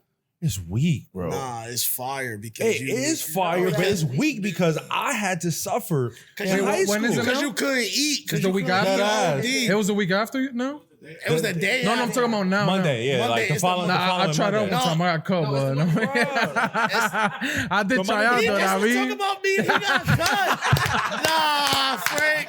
Nah, B. You gotta see him in yo, I 2K, made it to the second part though. At least now, I mean, See? like, So you made it to. So you started on Friday. Nah. So they cut you on Saturday. no. That day there was two practice. They split into two. Double cuts. The same Yeah. day. Damn. So at least I made it to the second part. Now, I mean, like I went home to my mom, like, yeah, I ain't get cut yet. I ain't get went cut home. yet. He was waiting on it. And then I got home and then I was like, Nah, yeah, I got bro, cut. it used to suck because like I used to want to dog my food on Thanksgiving and you couldn't. Yeah. And there be plenty of people who be dogging their food and they be the head coach, I swear, he would open up the gym doors and let everybody in. He He put a went for 2 trash hours can in straight, that though. corner, Yep. a trash I can in remember that somebody corner, threw up on somebody too. over there and over there. Yeah, I ain't And run once for you 2 start hours running, if you hit the straight, trash can, yeah, once you hit that trash can, you might as well leave the gym. You're not making the team. It's over. Yo. Glad our season was over after Thanksgiving. And the way I got a question for the audience. You said you in year 9 or 8? You said December would be 10. 10. All right. So, what would year 10 Coach Bibby say to year 1 Coach Bibby? That year 1 Coach Bibby might have thought differently. Boy, this is probably the best question we got asked all night. He had. I don't even work here. I take it back now. you want to repeat it just in case they yeah, didn't catch it? the question was, you're in year 10 of coaching. Yeah. What would year 10 Coach Bibby say to year 1 Coach Bibby? That what? That Coach Bibby. That Coach, year 1 might have thought differently. That year 1 might have thought differently. That's a 2-part answer. I would say the first thing is stay the course. Because there's going to be some times where you like, dog, why am I doing this? Why am I driving from Passaic to Linden, from Linden to Patterson? And that was literally my days some days. Like, for real, like, I would tell him stay the course. And then I would tell him to lower his expectations of himself his first year as a head coach. Because I put too much pressure on myself that first year. And what I expected myself to do was literally impossible. Mm-hmm. So I would say that, like, stay the course, because you know everything that you're doing. Like, you doing it the right way. And then when you get the head coaching job, just don't put so much pressure on yourself. Because I feel like it was certain times I wasn't having fun. Like, I have fun when I coach. I love competing. Like, it's like playing chess. Like, it's lit. Legit. Like, so it's like, you do this, I'll do that. You do this, we do that. But I think, yeah, like, because my first year, I was like, bro, we need to win. Because I think the year before, they was 3-15, I think. And then we was 4-16. But I'm like, nah, we need to win like 8 games. I'm like, I just was bugging. And I wasn't looking at, I knew what we had as a team, but I wasn't looking at everything else that was around. Like, I just was like, this is what we got, bet. We should be able to do this and we should be able to do that. And we just wasn't able to do it. And I was mad hard on myself, like ridiculous.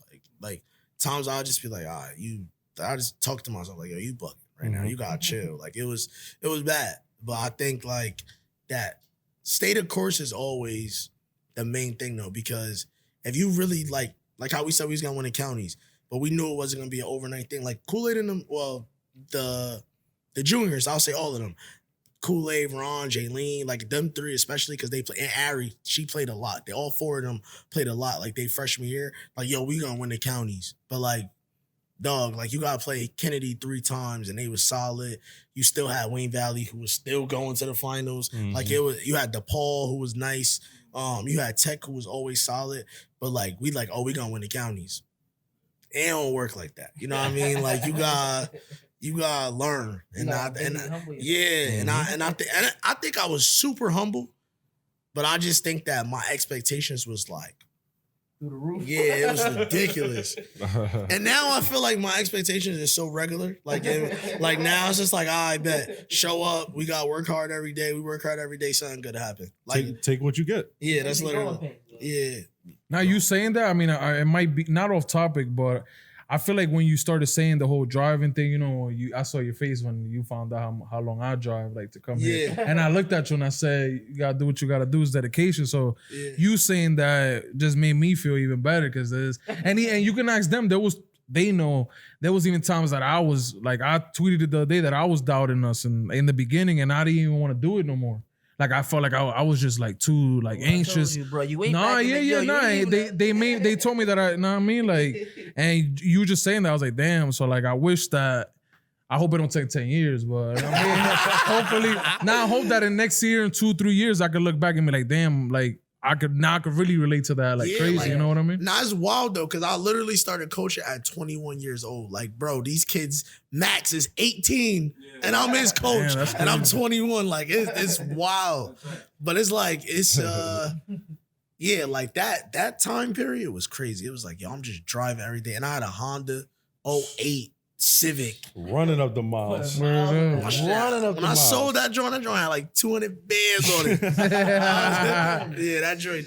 He sold it for 300. I can definitely relate to you though when you're talking about just putting a lot of pressure on yourself as a coach. Because when I was coaching, I started coaching a freshman team, and I was blessed to have an opportunity where once I graduated, right away the head coach from my high school, he had offered me to coach at the school, obviously as a volunteer coach. I'm about to say you got paid. No. I'm about to say you got to have a certain amount of college. I'm about to say we're not about to talk about getting paid as a coach. No. You got to have your college credentials before you could even or a certain amount of college credits before you could even be on the pay payroll and everything. But as a volunteer coach, fresh out of high school, I got the opportunity to coach a freshman team.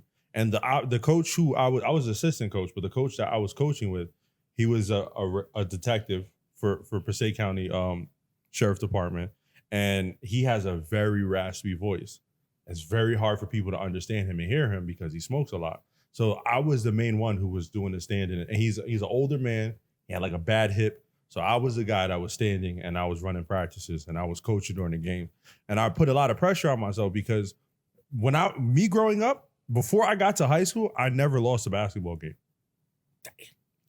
Oh, that's playing for positive. Y'all was dead cheating, bro. Nah, we was not cheating, bro. Real, I hope you watch this. Y'all was all dead. my positive impact people know we did not cheat. Cheating. Nah, they had an bro. all-star team every year, B. How half your starting five? No, your whole starting five could be the starting five in an all-star team. That's facts. Y'all was dead cheating. It's not cheating. The difference is we had actual coaches. You coach now, you know what it takes. We had actual coaches. Yo, he's really blowing my If you go undefeated next year, somebody go, oh, they was cheating. They was cheating. Nah, bro, we put in work. We go undefeated next year. We bringing a whole team on the pod. We Word up. Pull up. Hella chairs. We going to that. Fuck that. Bleachers in the back. We got Eastside with the pod. Yeah, we going over there. We're to the board, like, yo, let's get on the pod. That'd be fire. That'd be fire. But nah, for real, like. Might have to get some approval, but. I mean, I'll work at the board. I got you. Yeah. You work for PD. You work for Patterson. You work for Patterson. Y'all can make it work. We'll figure it out. You gotta get some approval. Tell generally the keys. Slide him a little 20. I'll lock up at 3 hours, huh? Just put You know the how key that under go. a rock. Meek do got the key. I don't know if they asked you this, but what does it take for a girl, to play for you? Like, what do they have?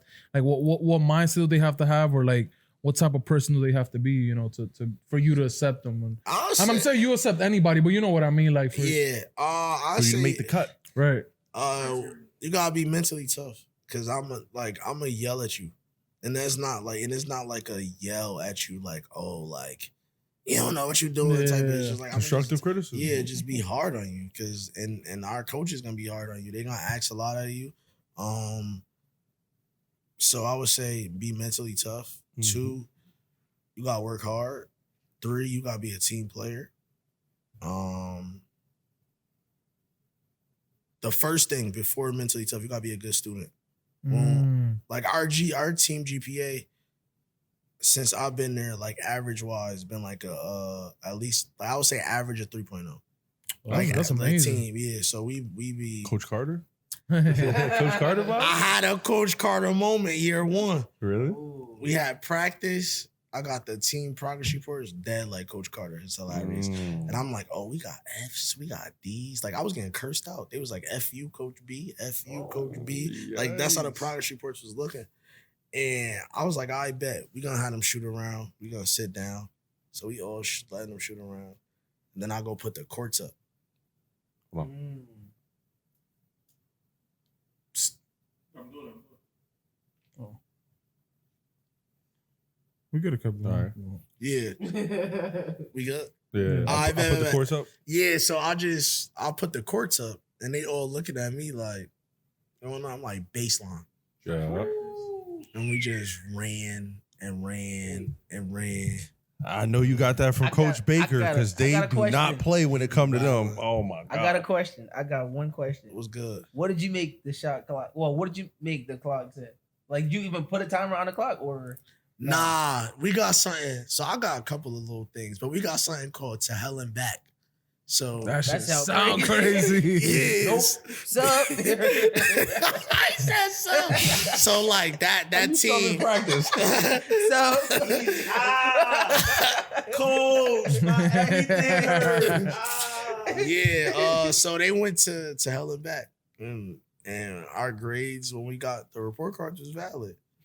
We still wasn't winning like that, but our grades was valid. That's all that mattered. what- now I was what asking matters. because we had an incident, like literally, like the first practice after Thanksgiving. It wasn't tryouts, it was practice. Something happened, whatever. We had to run. I never seen until I got to high school, the board say 2 hours. We ran for 2 hours, bro. And I think it was longer than that because they kept stopping it. Man, we for our practices, and this is why a lot of people, when I was in high school, they didn't want to try out for the team. Our practices, or not even practices, for tryouts, bro. And this was before spawns and everybody had got there. Tryouts, you start out tryouts, 10 suicides, right?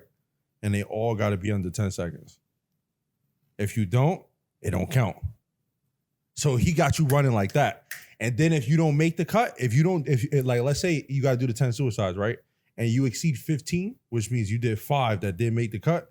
Now, I don't know if you ever been to Manchester with them long ass hills. Yeah. You got to run down the hill forward and up the hill backwards. Oh, your legs were strong. And it as hell. was shot, bro. Shot down the hill. So a lot of people heard that. They're like, nah, I don't want to play. I don't want to play. Yeah, like all right, so it's mad funny.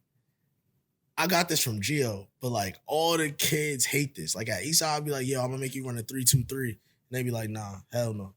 3-2-3 is different. What's a 3-2-3? All right, so you get Gio will give you 59 seconds. So 59? 59 seconds. So you got 3 sprints, 1, 2, 3, half court, back pedal, 1, 2, 3, and then 59 seconds. That's diff. It'd be the 2 back pedals that be killing you. They'd be killing it. Cause you got the 3 People sprints, start tripping. you get right, them 2 back pedals, different. Nah, that ain't it. I used to hate doing all running drills like that. Gorillas. Oh yeah, you definitely play for Impact. Take it around. Take it Yo, word. You hear that? Yo, Take it I'm around. really, Gorillas, really like- suicide. yeah, really. Yeah, what team you play for when I y'all? play for PAL. Oh, Mid. I play for the Y. Mid too. Time out. Big mid. Man, we beat Impact in a chip. Relax. Not when I was there. I think I was a year under you. 'cause Nah, you 30 now, right? Yeah. About to be 31. Yeah. So I was probably in the. I was a year ahead of you. Yeah. Mid is disrespectful. Relax. Mid. Damn. Not us though. We had some guys on that team. It's the mid for me though. I'm tight. I want want to call Coach Mack like, yo, set it up, bro. Let's play. Run it back. Let's play. Let's play. I'm still in shape. I am not. I'll tell you, I got the dad bod. I don't got. I ain't. Nah, everybody out of shape. I'm gonna pull a BLT back here. I don't know. Give my boy 2 minutes when he got a cramp. You got that boy down for 2? Hold on, what's the over under? Shit, I got 35 and a half seconds. On a duel? Now we got him on a duel. Nah. That boy, Yo, give me a month. But yeah, now fellas, I mean, I think this was, in my opinion, I think this is one of my favorite episodes, man. I think this was I learned a lot. And like I said, me being a father to a girl, that made, you know, I learned a lot of things from, you know, your experience as being a coach. Anything else you would like to say, like before we close out or anything, like that you would give, you know, any advice? Yeah, I'm gonna say something funny before that. Y'all know Meek mad tired right now. It's past my boy's bedtime. He gotta go to sleep. Me fall asleep anywhere, He gotta boy. go to sleep. Bro, I got so many pictures. Word. Anywhere. Yeah, we not gonna do this right Videos. I've been looking over at his computer to see what he been doing. Meek literally just been moving the cursor around. He's just moving it around. He acting like he watching film and shit. Fuck out of here. So the thing is that I didn't want it to like go to sleep. Yeah, go to sleep. That's not. Yeah, I feel doing the like same thing. I feel like Suge Knight right now. I want to be like, yo, trying da da da da. Come to East Side, nah. Don't worry, me. Don't run nobody over. Yo, want your coach all the 2-3 zone. Shit, we play 2-3. You gotta say something. You want to run 2-3? You got play 3-2. You want to run 2-3 zone? You don't want all that, man. Come walk with Bibby, man. We ain't doing that. Nah, Leave them Catholic schools alone. Come back home. That might be the one. That might be the bar. He might have set a real life bar. If y'all see me with a t-shirt on, I'm gonna just say "Put Up Points Podcast" on that. Cause that was a bar. That was. Nah, we trying to come out with some merch soon. Hopefully, hopefully. Yeah. Yeah, make sure I get my t-shirt for being on episode 16. But I would say I wouldn't even say nothing about like players, because I feel like at the end of the day, or like a young coach. Nah, like that's what I was about to say. I would say like players, like, you know, just it don't matter what school you go to. Like, 1, get good grades. 2, just listen to your coach and your parents. And 3, just play hard. That's what I'll say to any player. I don't care if you're a girl, boy, whatever. Like, Be coachable. Yeah, 100%. That's what I'll say to a student to the game. Be humble. And I would say to anybody that want to be a coach, no matter where you coach at, don't do it for a check, because you're going to be searching for a check. Because I could tell you, I coached for like a lot of years for free. Yep. I did 10 for free. Free. Like, when somebody be like, I gave you $200 for gas, I coach for free. You know what I'm saying? Like, because what did you really give me? Yeah. Gas mad bread right now. Mm-hmm. So, right, exactly. So, I mean, I would say don't do it for the money. The money not there. Do it for the love of the game. Learn. I still learn every day. Anytime I go to a coach's clinic, I'm going. I DM coaches on Twitter. Make sure if you're a young coach, you got Twitter. Follow coaches that you like. Follow coaches in your area. Mm-hmm. Ask questions. And get mentors. I got mad mentors. Like, Coach Mike Baker, my mentor, he is assistant coach at Passaic County Tech. Gio Fontaine, my mentor. Even though we close in age, I still talk to him. He a head coach at Lodi Immaculate. Ray Lai, a mentor. I talk to him all the time. He's the head coach at Eastside for mad long. Still work at Eastside. Rich Slater, who used to be the OG, triple OG. If you know about Lehigh girls basketball, Rich Slater got hella chips. Mentor. Frank Oliver, who coach at Bishop McNamara, who they in Geico Nationals tomorrow at 10 a.m. on ESPNU. They really like that. Bishop McNamara. Watch it. They like that. Yeah. ESPNU, you got the app. What you talking about? I got YouTube TV. Oh, yeah. So they like them, and then my old coach, like for like church league, Coach Michael McDuffie. Like those 6 people, like whether I talk to them every day or I talk to them like once. Oh, my bad. TJ Tibbs, he the athletic director at Staten Island University, CSI. But that's 7 mentors right there. Like, and I could talk to them about anything when it come to ball, whether it's, yo, what should I do in the off season? What should I do during this? What should I do during that? Like, these are people who've been in my seat, and these are people in higher places. And I just get mentors. Like, write the people on Twitter. Don't be embarrassed. Like, DM people, DM coaches. I ain't gonna cap. I DM Dawn Staley like 5 times. She ain't ever respond, but I'm still like, yeah, like it don't even matter. Like, it's like 2 questions I just want to ask her about her defense, but she'll get back to me one of these days. Yeah, but like, 100% shot yeah, 100%. That's Like, right. so I think that like that's like the main thing. Like, don't do it for the bread. Do it for the love of the game. Help the kids. Get mentors. Those are my keys, because I feel like those is what helped me the most. And like, when you're a part of different staffs that I've been a part of, like even like the assistant coaches is like mentors. But I would say that's the main thing. I feel like that's in any job. Like, whatever job you gotta get a mentor. So other than that, y'all podcast is fire. I appreciate it. I don't know if you want to. I know you was talking about Twitter, and I don't know if you want to give your IG handles and your Twitter Oh yeah, handles and stuff. my joint the same. So my IG is just at Coach Bibby, and then my Twitter is at Coach Bibby. Either like that's it. Like that's just me, Coach Bibby. We out here. And then if you want, you want to support the team, we IG, we at Lady Goes Hoops, and then on Twitter, we at Lady Goes Hoops. Both. I got you. I'll make sure I write that down. Yeah, So they but can yeah, see other the than that, man, I appreciate y'all having me. Meek hit me like, yo, you want to be on a podcast? I'm like, bro, I ain't never been on a podcast. Like, but you know what? I got y'all. Like, it's dope. I watched the podcast because that's my guy. I appreciate So the you already support. know, like, Nah, it was great, man. It was better than I expected. You know what I mean? And like, it's crazy because we this is the first time we met. We but you know, they just hit it vibing, off so- like this mad yeah, funny. yeah, nah, that's what's Yo, up. but no, look, yo, remember this when they do the fantasy football episode. No, I got you. I'm We got up you. here. We got you. We got. And I you, don't we gotta got be you. Coach Bibby no more. I could just be Brandon. I'm gonna be up here. I'll be up here. What? We gonna have to be up here. What? We outside. On the podcast. I would just say I'm the fantasy god. Nah, Guru. me got it. Yeah, nah, He me got it. He like Literally, for back to football, back basketball. champ for basketball. He Football, got I'm it. all- Y'all got like a pod league. Well, Nah, we we thinking will. about we gonna do it this Starting year. one next Yeah. year. But we did a pod college hoops one though. Yeah, for the Jason's bracket. actually winning. Jason's winning. Yeah. Yeah. Fuck out of here. We got. He got St. Peter's. Nah, he He got UNC, so we ain't even gonna talk about it. it. No, we ain't gonna. Yeah.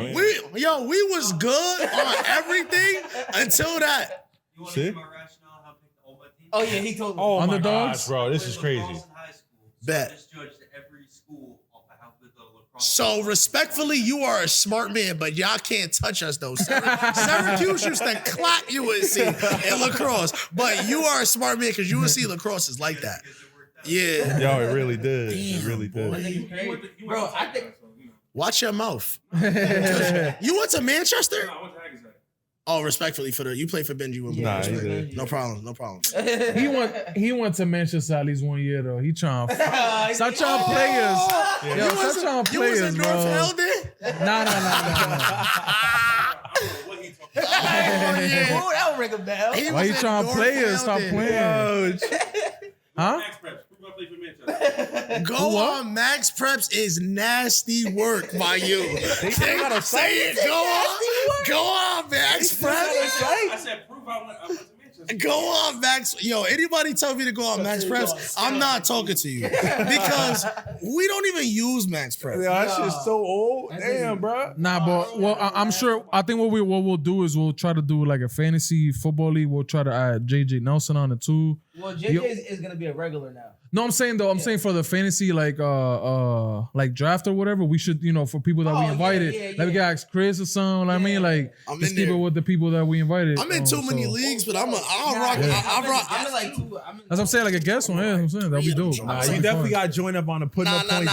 I'm in there. But the name of my team gonna be something funny like the Yeah, the nah, Bibsters or something The like that. Bibsters. My bracket team is called This Ain't It. I This ain't it. It's top my five. team names be like fire too though. Nah, but make sure everybody subscribe. Make sure you guys like. Hit that Make sure you guys button. follow all of us. Till next time, guys. Word, I gotta get y'all grams. Word. Word. I'm gonna unfollow Meek though. I don't want to go. You Kevin. My gram is my name, Almar Dyer. Nah, let me get y'all grams. It's dead ass 12 o'clock.